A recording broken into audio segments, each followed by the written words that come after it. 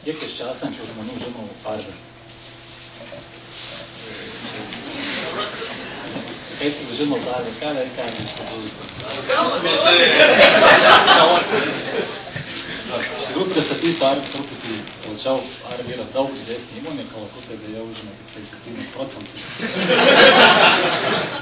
Taip, kad žinau tikrai nedaug. Gerai. Arvį verslas atrodo maždaug taip. Yra virš 20 įmonių. Kompanija yra iš principų tarptautinė ne tik dėl to, kad eksportuoja, bet tarptautinė dėl to, kad veikia skirtingose pasaulio šalyse valstybės. Trąšų verslas susideda iš 3 įmonių. Tai reiškia Arvį Fertis, Marijampolė, Arvį MPK, Kaliningrado srityje. Arvį Agro yra Rumunija. Ar girdit mane, nes aš pakankamai tyliai šnekau? Gerai. Tai va, įmonė įdomi arba verslas įdomus tuo, kad jisai yra nuolatos tobulinimas. Kai pradėjom daryti šitą verslą arba įrangą, kurią užsisakėm iš amerikiečių, buvo galima gaminti tik tai 4 skirtingų formulių trąšas. Šiandien dienai mes galim gaminti virš 150 skirtingų formulių trąšas. Tai atsitiko dėl labai paprastų dalykų. Tiesiog mūsų inžinieriai, mūsų chemikai įmonę arba technologiją ištobulino, šiandienai pas mus važiuoja konsultuotis tie patys amerikiečiai, kaip tai pavyksta daryti. Tai reiškia, tai yra apie 10 metų darbas. Lygiai taip pat darbas yra tęsimas. Šiandien dienai stengiamės pagaminti vadinamą aukšto azoto trąšas, kas su šitą įrangą iš principų yra sakoma neįmanoma, bet praeitą savaitę sužinom, kad pavyko eksperimentas ir pagaminom pirmasias aukšto azoto trąšas. Reiškia, laboratoriją reikia perkelti tik tai į realų verslą. Tai turėsim dar vieną papildomą verslo šaką. Šalutiniai produktai. Šalutiniai produktai yra 2 įmonės produktos, iš tikrųjų jau yra 3 įmonės. Verslas yra kritusių gyvulių utilizavimas ir baltymų arba kitaip vadinamų proteinų ir riebalų gamyba. Utilizavimas yra tam, kad utilizuoti, o proteinų gamyba yra skirta biokuro pramonė, maisto pramonė, pašarų gamyba ir taip toliau. Verslas yra Lietuvoje, Latvijoje ir šiai dienai nupirkome seną gamyklą Baltarusijoje 2014 metais. Ten stovės visiškai nauja papildoma gamykla, tai vėlgi susisieja su šiandien dienos temom, mums ten tikrai reikia žmonių, kurie galėtų dirbti. Bet to šitas verslas ypatingas yra tuo, kad jeigu nebūtų šitos įmonės, Lietuvos Europos Sąjunga būtų neprieinama. Tai yra vienas iš Europos Sąjungos reikalavimų turėtų utilizavimo verslo įmonę. Visiems žinomas Kalakutų verslas įdomus ir ypatingas tuo, kad nuo pradžių iki galo mes padarome viską. Tai yra, tiesą pasakius, ne viską, neauginame savo grūdų. Perkame mažus kalakutus, juos auginame, šeriame savo pagamintais pašarais, skerdžiame mūsų pačių skerdykloje, gaminam savo pakankamai sveiką, nepakankamai, labai sveiką. Tiesą pasakius, verslas gimė iš to, kad savininkai turėjo labai didelių ambicijų ir dalį laiko tas verslas iš principų net ir neina taip, kaip nori eiti, bet ambicijos nenusileidžia ir Lietuvoje turi būti bent vienas sveiko maisto gamintojas. Druskos verslas, tai yra, galim pasakyti, esam beveik monopolininkas, techninės druskos tiekime į Lietuvą, tai yra druskos, kurią barstom keliams, esam, kaip sakyti, tiekiam 96%, 4% turi dar kažkas, bet tai tikimės, kad paimsimės 100%. Verslas vėlgi veikia Lietuvoje, Kaliningrado srityje, kelsim Latviją, bandysim paimti ir Latviją. Arvį cukrus, seniausias verslas, pernai atšventėm 80-osius metus, yra milžiniška, kaip sakyti, nemilžiniška, yra pakankamai sudėtingas procesas, gamyba ir įmonė yra tuo įdomi, kad ten galima daryti labai daug įvairių tyrimų, eksperimentų, optimizavimo ir taip toliau. Turime savo viešbutį, tai yra bene, sakykim, Marijampolėje aukščiausias pastatas, kuris tarp visų kitų žemų atrodo ganėtinai įdomu. Turime savo spa, turime savo konferencijų centrą, Arvi ofisai yra įsikūrę aukščiausiuose viešbučio aukštuose. Turime verslo konsultacijų ir projektų įmonę, tai yra, kaip mes vadiname, tai yra grupės žinių centras. Čia dirba daugiausiai studentai, mokslininkai. Reiškia, mes projektus rašom ir pardavinėjom tiek išorę, tiek viduje. Šiandieną Arvi plėtra vyksta daugumoje į rytus, tai šitą įmonę apkrovėm tiek vidiniais projektais, kad jau nebespėja rašyti išorę. Vėlgi pajėgumo reikia ir šitą įmonę. Ir turim socialinę įmonę, sveikatingumo idėjos. Įmonė užsiima socialinę veiklą. Renginių organizavimas, labdara, forumai, visa, kas susijęs su tuo, kad Lietuvoje ir Marijampolėje būtų geriau gyventi. Mes kviečiame jau Lietuvoje, žinom, yra Marijampolės vadinami forumai. Pas mus atvažiuoja Seimo nariai, ministrai, istorikai, kiti socialiniai veikai, kurie iš principų Lietuvoje plačiai žinom. Keliam klausimus, kalbam įvairiom temom, kurio šiai dienai yra tiek Lietuvoje, tiek Marijampolėje aktualių. Šitą įmonę taip pat organizuoja grupės, sakykime, užklasinę veiklą, kaip mes vadinam. Krepšinis, futbolas, kartingai, tenisas, visas kitas sportas, kas padeda darbuotojam atsipalaiduoti, kadangi mes puikiai suprantam, kad po darbo nebendraujantys arba nepailsintys darbuotojai, jie negali normaliai atlikti savo darbą. Ir kitą kartą mes to pasirūpinam žodžiu. Žiemą žaidžiam futbolą ar krepšinį maniežuose, vasarą išeinam į lauką. Tai va. Sekantis skaidrė demonstruoja, kaip yra sudėstytas visas Arvi verslas. Arvi verslas pakankamai gerai apgalvotas tuo, kad iš principų praktiškai neturim jokių atliekinių produktų, tai reiškia, tai, ką gamina viena įmonė, tos gamybos atlieka yra kitos įmonės žaliava arba kitos įmonės produktai.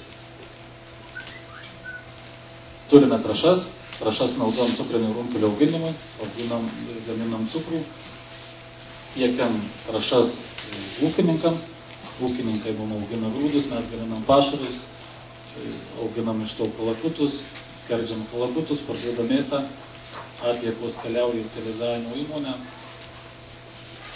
Iš riebalų gaminamas biodizelis, aišku, ne pas mus, bet mūsų mašinos su to biodizeliu važiuoja. Visiškai uždara grandinė. Grupė dirba apie 1000 darbuotojų, priklausomai nuo sezoniškumo, apyvarta yra apie 900 milijonų litų. Dirbame 6 šalyse, Lietuva, Latvija, Rusija, Ukraina, Rumunija, tai reiškia, verslus turime tose šalyse.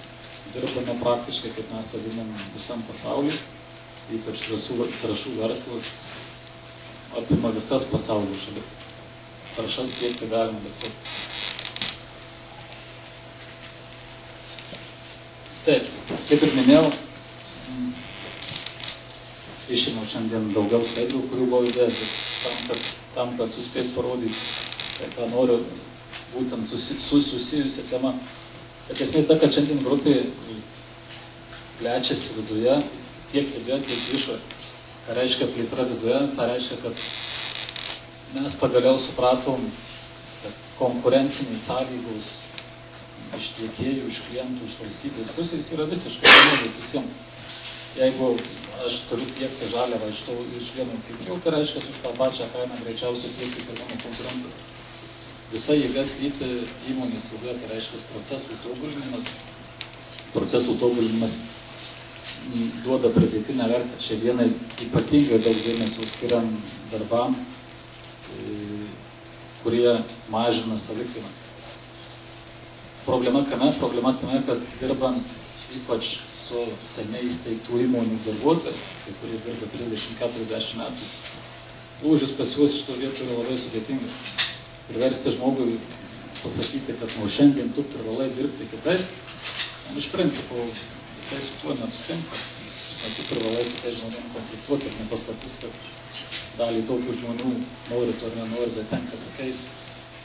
Pakeisti reikia kažkuo, pakeisti reikia jaunais energingai žmonėm, kurie turi šioje vietoje tinkamai suformuotą mąstymą. Tinkamai suformuotą mąstymą, mano požiūrį, suformuoja būtent Europos Sąjungos valstybės. Darbuotojai arba žmonės iš to turėję praktikos, tiek studijų, tiek realios darbinės praktikos iš tokių šalių yra pats geriausias variantas. Reiškia, tu negaišti laiko įtikinėdamas žmogaus tam, kad jisai darytų kai kurios darbus, kurie jam iš principo atrodo teisingi, nors logika ar matematika sako, kad privalai tai daryti. Ir kaip ir išorė, kaip žinia, statom naujus projektus Baltarusijoje, kaip ir minėjau, utilizavimo verslas, visiškai planuosim kalakutų auginimo verslą su skardyklą fermom pašarais, toliau plėtra į didžiąją Rusiją, tai yra tą tolimesnę Rusijos dalį. Irgi, kur problema? Problema, kad reikės žmonių, kurie sugebės tą know-how nuvežti į tas valstybės, ne? Ir jeigu mes išvežtume dabar, išsiųstume savo dabartinius žmonės, mes neturime jų pakeisti. Problema iš tikrųjų yra reali, tiesiog ne tai, kad populizmas, ne, bet šiandieną mes tą suprasdami darom milžiniškus darbus, dirbdami su universitetais, iškodami darbuotojų ir taip toliau. Tai irgi šitą konferenciją yra labai geras šansas pasireklamuoti, ant stalo palikau lankstinukų, pasižiūrėkit po to. Ja, ir visą laiką sprendžiam klausimą tarp jaunatvišką energiją ir gyvenimišką patirtis.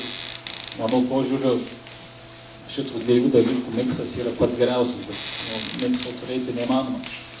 Vėlgi turim iš mano asmenės patirties, tarkim, cukraus fabrike. Darbas yra sudėtingas, specialistų niekas neruošia.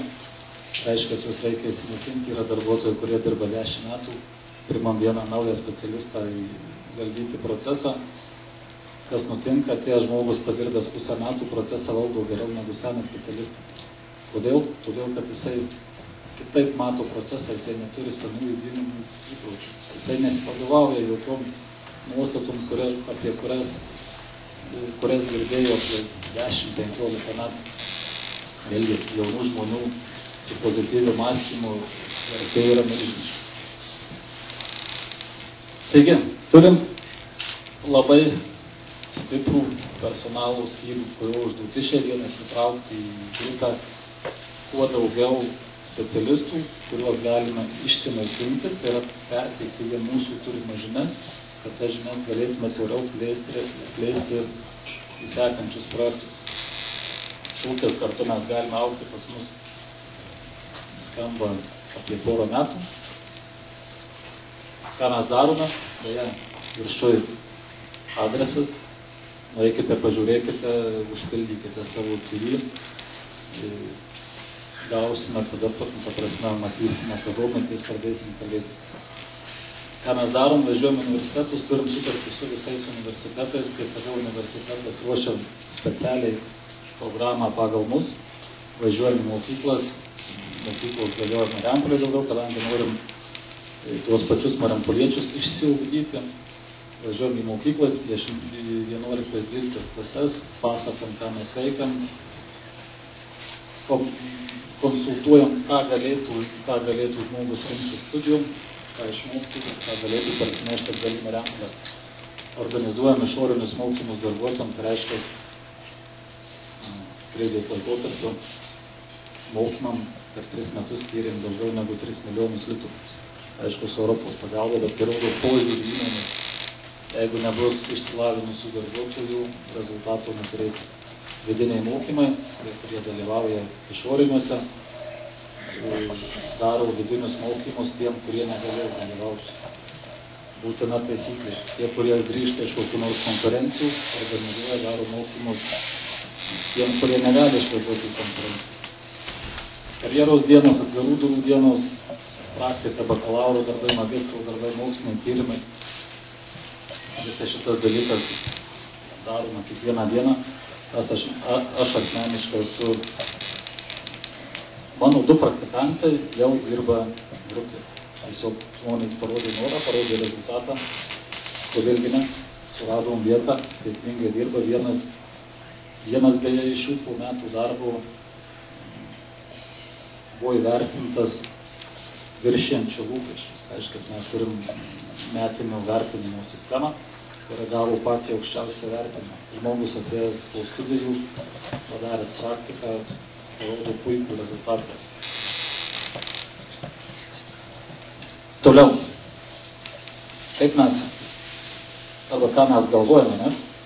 Kuo mes vadovaujamės. Vadovaujamės labai paprastais dalykais. Atvirumas. Žmogus turi teisę klysti, bet neturi teisės meluoti. Nes būtent senosios kartos darbuotojai labai dažnai suklydę savo klaidas bando nuslėpti. Jeigu žmogus klysta, pripažįsta, tik tai taip jisai gali greitai, konstruktyviai mokintis. Mokinimasis viena iš pačių didžiausių vertybių. Tai yra, kadangi sferos pas mus yra susijusios su chemija, fizika, be mokinimosi neįmanoma niekaip. Kiekvienam iš mūsų versle iš principo siekiam vis naujų rezultatų. Šią dieną Ergo turi netgi patentuotų dalykų, iš principo, kur pasaulyje esam pasidarę tik tai vienintelį. Ugdymas, mūsų tikslas sukurti darbuotojams tokias sąlygas, kad ne tik per mokymus, kuriuos mes perkam, galėtume juos mokinti, bet ir jisai pats iš savęs galėtų mokintis. Tai yra, suteikiam galimybę žmogui važiuoti mokintis, ne? Tai reiškia, tu turi būti atleistas tam tikrų darbų, tu turi turėti norų, rezultatą pasieksime visada. Ar visą tai veikia, tai ką daro personalo skyrius, tai ką darom mes vadovai kiekvieną dieną. Įdėjau keletą pavyzdžių, bet čia yra 4 galbūt iš 20 per paskutinius 2 metus visiškai puikiai veikia. Žmonės pradėjo nuo žemiausių pozicijų, tampa įmonės vadovai. Šitas atvejis beje vyko per metus mano asmeninį karjerą, pradėjau IT darbuotojas, šiandien dienai dirbau pačiam aukščiausiam vadovavimo lygmenį. Sekantis pavyzdys, inžinierius, jau vadovas. Sekantis pavyzdys, elektrikas, irgi vadovas. Kaip ir Tomas minėjau, pas mus vadovų amžius irgi apie 30 metų. Yra įmonių vadovo amžius, yra vidutinis 30 metų. Kolektyvas pakankamai jaunas, tie, kurie nori.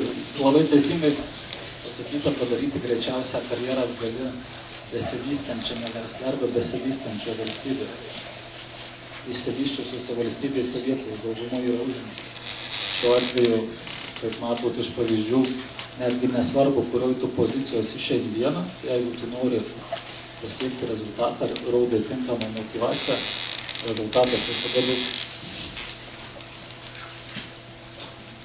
Tai va, mes puikiai suprantam, kad pats svarbiausias dalykas, bet kokioj technologijų, net ir pačių sudėtingiausių yra žmogus, ir mes puikiai tai žinom. Ir laukiam jūsų sugrįžtant, aišku. Beje, iš mano pusės toks pasamprotavimas tiesiog visi iš studijų laikų žinom paklausos pasiūlos kreidas, jų susigrįžimus ir taip toliau. Tie, kas pirmieji, jie laimės šią dieną pasiūlą, yra paklausa, yra pati geriausia. Vėliau bus tikrai sunkiau, kadangi užsipildys tas vakuumas ir šią dieną yra. Ačiū uždėmesį.